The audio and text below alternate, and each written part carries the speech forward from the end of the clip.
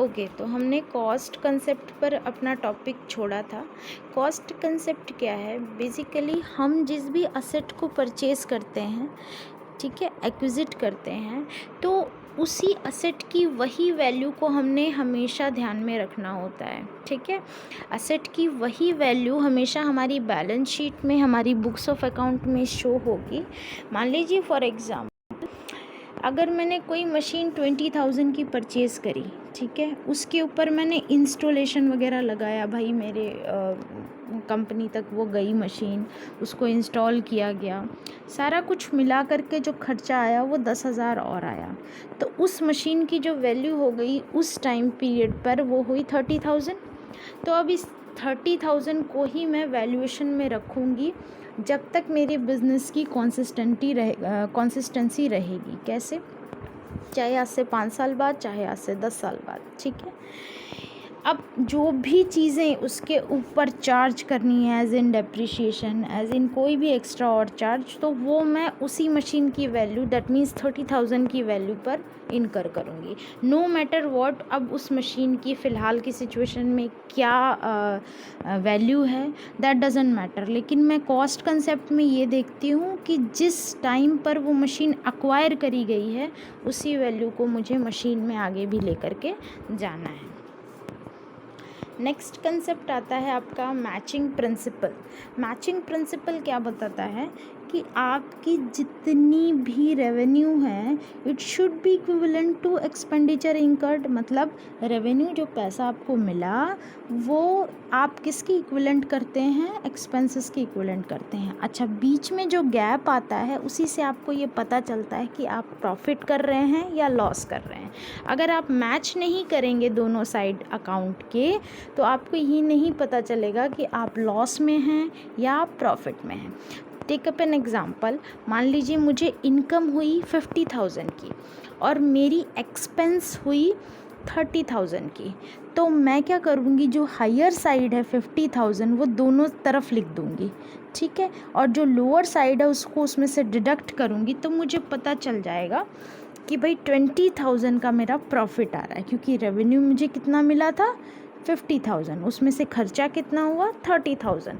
तो इस वजह से इस मैचिंग करने की जो प्रिंसिपल होता है हमारा, मैचिंग प्रिंसिपल की वजह से जब हम डेबिट और क्रेडिट दोनों ही साइड्स, किसी भी अकाउंट में, मर्जी का एक कोई भी अकाउंट हो, उसमें जब हम मैच करते हैं दोनों साइड को, तो हमारे पास एक्चुअल फिगर पता चल जाती है कि हमने प्रॉफिट करा या लॉस करा। उसके बाद में ड्यूअल एस्पेक्ट प्रिंसिपल, बिल्कुल मैचिंग के साथ रिलेट करें। मैचिंग करने के लिए हमने क्या करा, एक साइड को दूसरे की साइड से मैच करना होता है, डेबिट को क्रेडिट से मैच करना होता है। तो इसमें भी यही है कि अगर आपने कुछ भी एंट्री ट्रांजैक्शन डेबिट में डाली है तो उसकी अनदर ट्रांजैक्शन क्रेडिट में जाएगी और 100% जाएगी। और अगर जब तक वो नेक्स्ट ट्रांजैक्शन अगर वो क्रेडिट में नहीं जाएगी तब तक वो ख़त्म नहीं होगी, ठीक है। एक एग्जांपल ले लीजिए, cash account debited to sales account, कि भाई मेरे पास कैश आई विद रिस्पेक्ट टू सेल्स, ठीक है। तो अगर अब ये जो सेल्स है ना, ये क्रेडिट हो गई है ना, इस सेल को अगर मुझे ख़त्म करना है तो इसे डेबिट होना पड़ेगा, चाहे कहीं पर भी डेबिट हो। तो अब ये जो सेल होती है वो डेबिट होती है ट्रेडिंग में जाके, ठीक है। तो अब अगर मैं बोलूँ तो sale account debit to trading account, देखिए सेल एक बार क्रेडिट हुई, एक बार डेबिट हुई, तो हर एक अप्रोच जो भी अकाउंट का होता है, एक बार डेबिट होगा, एक बार क्रेडिट होगा, तभी उस अकाउंट के अप्रोच को माना जाता है कि वो ख़त्म हुआ है।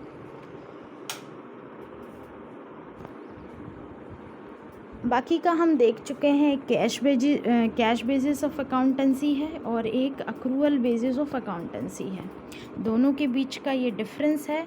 देखिए, कैश बेसिस में only cash transactions are recorded, accrual में कैश और क्रेडिट दोनों ट्रांजैक्शन होते हैं। कैश बेसिस में एक्चुअल प्रॉफिट नहीं पता चलता, लेकिन एक्रूवल में असरटेन प्रॉफिट पता चल जाता है, क्योंकि आप दोनों एस्पेक्ट को रिकॉर्ड करते हैं।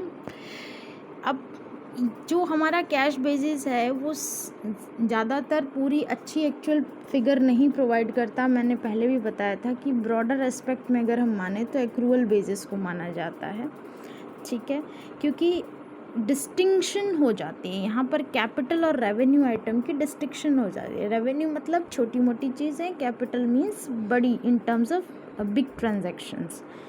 नेक्स्ट, ये ऑर्गेनाइज्ड मैनर में सभी चीज़ों को रिकॉर्ड करती है एक्रूअल बेसिस, इसीलिए मॉडर्न अकाउंटेंसी में और हर अप्रोच में इसको फॉलो किया जाता है। अब हम कुछ स्टैंडर्ड्स की बात कर देती हैं। जनरली एक्सेप्टेड जो प्रिंसिपल्स हैं अकाउंट के, वो देश दुनिया में हर जगह पर फॉलो करे जाते हैं। IFRS स्टैंडर्ड्स जो हैं अकाउंट्स के, वो भी फॉलो करे जाते हैं। रीज़न क्या है? रीज़न यही है कि हर जगह पर एक यूनिक, एक यूनिफॉर्म मैनर में आप अकाउंट की ट्रीटमेंट को प्लेस करें।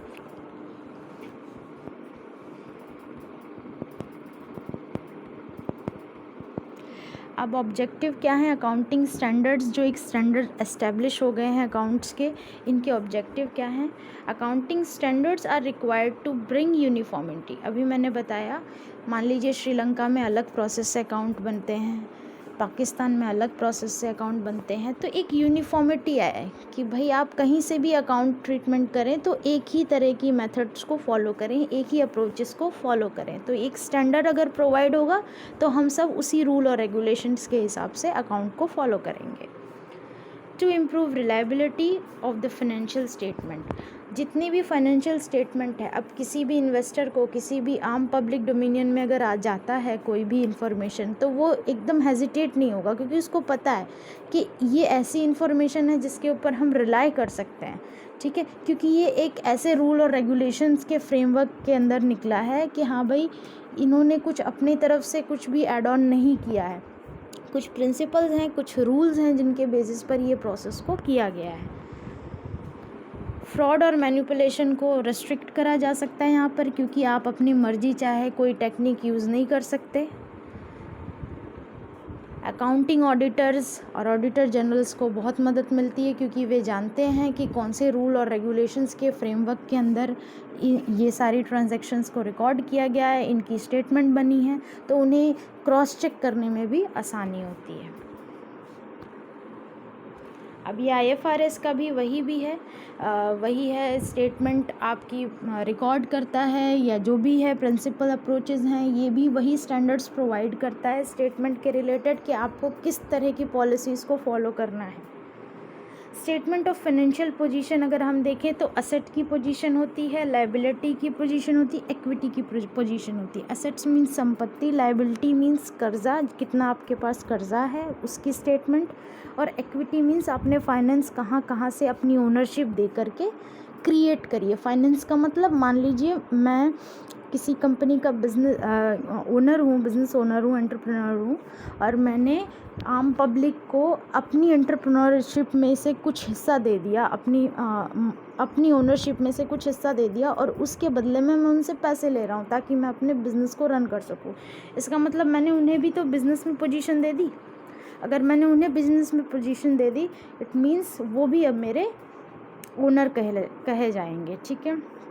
फिर इनकम स्टेटमेंट बनती है, फिर इसके अंदर एक रेवेन्यू और expense. Revenue means income earn during an accounting period. Revenue is literally in this term sense of sale value. ज़्यादातर ये माना जाता है कि जो हम सेल करते हैं उससे जो भी चीज़ें हम जनरेट करते हैं, मतलब बेच करके कुछ भी कमाई करी, तो उसको हम रेवेन्यू सेंस में मानते हैं। और ये रिकरिंग नेचर होता है, ये रेगुलर नेचर होता है। रेवेन्यू जो टर्म है वो रेगुलर नेचर की होती है, बार बार करनी पड़ती है। एग्जांपल लेंगे, रॉ मटेरियल परचेज़ करना, तो ये रेवेन्यू नेचर का एक्सपेंस है। सेल करना तो रेवेन्यू नेचर का इनकम है, ये बार बार आप करते हैं। Statement of change in equity, कितने आप प्रेफरेंस दे रहे हैं, कितने आप शेयर होल्डिंग दे रहे हैं, कैश फ्लो की स्टेटमेंट एक्सेट्रा। तो ये सब हमारे स्टैंडर्ड्स हैं, रूल्स हैं जो हमने फॉलो करने होते हैं। Historical concept, cost concept. Okay, तो this chapter is completed. Thank you.